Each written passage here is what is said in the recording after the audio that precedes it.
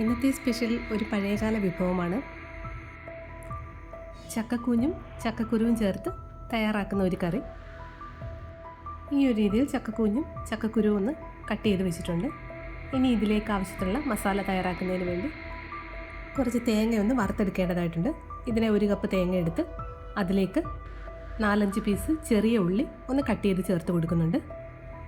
പിന്നീട് അതിലേക്കൊരു 3-4 വറ്റൽമുളക് ഒന്ന് കട്ട് ചെയ്ത് ചേർക്കാം. പിന്നീട് ഇതിലേക്ക് ചേർത്ത് കൊടുക്കുന്നത് കറിവേപ്പിലയാണ്. 1-2 തണ്ട് കറിവേപ്പില കൂടി ചേർത്ത് കൊടുക്കാം. ഇനി ഇതിലേക്ക് 2.5 ടീസ്പൂൺ മല്ലിയാണ് ചേർത്ത് കൊടുക്കുന്നത്. പിന്നീട് കുറച്ച് ഉലുവ കൂടി ഇതിലേക്ക് ചേർത്ത് കൊടുക്കുന്നുണ്ട്. ഏകദേശം ഒരു 1/4 ടീസ്പൂണോളം മതിയാകും. പിന്നീട് ചേർത്ത് കൊടുക്കുന്നത് വലിയ ജീരകമാണ്. എന്തായാലും വറുക്കുന്ന സമയത്ത് ഇത് കുറച്ച് ചേർക്കാൻ മറന്നു പോകരുത്. പിന്നെ ഇതിലേക്ക് ചേർത്ത് കൊടുക്കുന്നത് കുറച്ച് കുരുമുളക് കൂടിയാണ്. ഇതെല്ലാം ചേർത്ത് നന്നായിട്ടൊന്ന് മിക്സ് ചെയ്തെടുക്കാം. തേങ്ങയെല്ലാം ഒരുപോലെ തന്നെ ഒന്ന് മൂത്ത് കിട്ടുന്നതിന് വേണ്ടി മിക്സിയിൽ ഒന്ന് കറക്കിയെടുത്ത ശേഷം ചേർത്താൽ പെട്ടെന്ന് ഒരുപോലെ തന്നെ മൂത്ത് കിട്ടും. തേങ്ങയെല്ലാം ഈ ഒരു രീതിയിലൊന്ന് വറുത്തെടുക്കണം. ഈ വറുത്ത തേങ്ങയിലേക്ക് 1/2 ടീസ്പൂൺ മഞ്ഞൾപ്പൊടി കൂടെ ചേർത്ത് ഒന്നുകൂടെ ഒന്ന് മൂപ്പിച്ചെടുക്കുന്നുണ്ട്. ഇതൊന്ന് തണുക്കാനായി മാറ്റി വെക്കാം. അതിനുശേഷം ചക്കക്കുരുവും ചക്കക്കൂഞ്ഞും കുറച്ച് മഞ്ഞൾപ്പൊടി ചേർത്ത് ഒരു കുക്കറിലേക്ക് ഇട്ട് ഒന്ന് വേവിച്ചെടുക്കാം. 1 വിസിൽ വന്നാൽ മതിയാകും.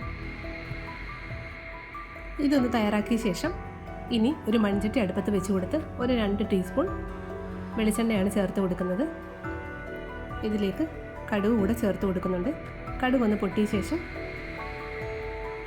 കുറച്ച് ചെറിയ ഉള്ളി ചേർത്ത് കൊടുക്കുന്നുണ്ട്. ഇതിനോടൊപ്പം തന്നെ ഒരു സവാള കൂടി ചെറുതായിട്ട് കട്ട് ചെയ്തത് ചേർത്ത് കൊടുക്കുന്നുണ്ട്. ഇനി ഇതിലേക്ക് ചേർത്ത് കൊടുക്കുന്നത് പച്ചമുളക് നീളത്തിൽ നരിഞ്ഞതാണ്. 3-4 പച്ചമുളക് നീളത്തിൽ നരിഞ്ഞതും കറിവേപ്പിലയും ചേർത്ത് കൊടുക്കാം. അതിനുശേഷം കുറച്ച് ഉപ്പ് കൂടെ ഇതിലേക്ക് ചേർത്ത് കൊടുക്കുന്നുണ്ട്.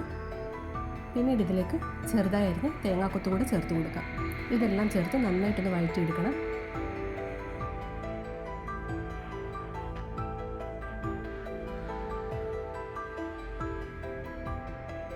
ഇതൊന്ന് നന്നായി വഴറ്റി കിട്ടുന്ന സമയം കൊണ്ട് നേരത്തെ വറുത്ത് വെച്ചിട്ടുള്ള തേങ്ങയെല്ലാം ഒന്ന് തണുത്ത് വന്നിട്ടുണ്ട്. ഇനി അതിൽ മിക്സിയുടെ ജാറിലേക്ക് ചേർത്ത് കൊടുത്ത് നന്നായിട്ടൊന്ന് അരച്ചെടുക്കാം. വെള്ളം ചേർത്ത് കൊടുക്കാതെ അരയ്ക്കാൻ പറ്റുമെങ്കിൽ അങ്ങനെ ചെയ്യുക. ഞാനിവിടെ കുറച്ച് വെള്ളം ഉപയോഗിച്ച് തന്നെയാണ് അരച്ചിട്ടുള്ളത്. നല്ല എണ്ണയുള്ള തേങ്ങയാണെങ്കിൽ വെള്ളം ചേർക്കാതെ തന്നെ അരച്ചെടുക്കാൻ പറ്റും.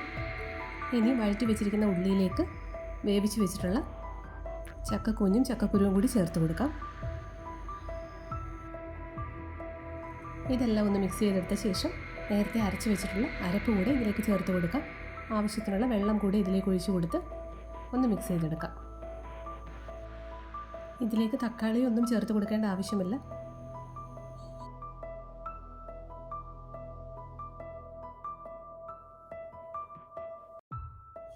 ഇതിലേക്ക് ആവശ്യത്തിനുള്ള ഉപ്പ് കൂടെ ചേർത്ത് കൊടുക്കാം. ഉപ്പ് കൂടെ ചേർത്ത ശേഷം ഇത് നന്നായിട്ടൊന്ന് അടച്ചു വെച്ച് വേവിച്ചെടുക്കാം. ഇതിൽ എണ്ണയെല്ലാം ഒന്ന് തെളിഞ്ഞ് വരുന്നത് വരെ ഇത് വേവിച്ചെടുക്കേണ്ടതായിട്ടുണ്ട്.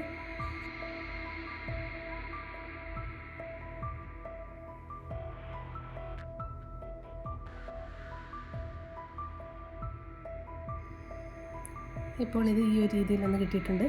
ഇനി ഇതിലേക്ക് കുറച്ച് കറി മസാല കൂടെ ചേർത്ത് കൊടുക്കുന്നുണ്ട്. കുറച്ചുകൂടെ ഒന്ന് കുറുകി കിട്ടാനുണ്ട്. അതുകൊണ്ട് തന്നെ ഫ്ലെയിം ഓഫ് ചെയ്യുന്നില്ല. കുറച്ച് നേരം കൂടെ കഴിഞ്ഞ ശേഷം മാത്രം ഫ്ലെയിം ഓഫ് ചെയ്യാം. ഇപ്പോൾ ഈ ഒരു രീതിയിൽ കിട്ടിയിട്ടുണ്ട്. ഇതൊന്ന് തണുത്ത് കഴിയുമ്പോൾ കുറച്ചുകൂടെ ഒന്ന് കുറുകി കിട്ടും. ഇപ്പോൾ ഈ ഒരു ഫോമിലാണ് കിട്ടിയിട്ടുള്ളത്. ഇത് ചപ്പാത്തിക്കും ചോറിനും ഒക്കെ ഒപ്പം കഴിക്കാൻ പറ്റുന്നൊരു കറിയാണ്. വളരെ ഹെൽത്തിയുമാണ്, ടേസ്റ്റിയുമാണിത്. ഇപ്പോൾ ഇങ്ങനെയുള്ള ഐറ്റം ഒന്നും ആരും തന്നെ തയ്യാറാക്കാറില്ലെന്ന് തോന്നുന്നു. ഇത് മസാലയൊക്കെ ചേർത്ത് തയ്യാറാക്കുന്നതുകൊണ്ട് തന്നെ ചിക്കൻ കറിയൊക്കെ പോലെ തന്നെ നല്ല ടേസ്റ്റി ആയിട്ടുള്ള റെസിപ്പിയാണ്. ചക്കക്കുരു വേണ്ടാന്നുള്ളവർക്ക് അത് ഒഴിവാക്കിയും ഈ കറി തയ്യാറാക്കി എടുക്കാവുന്നതാണ്.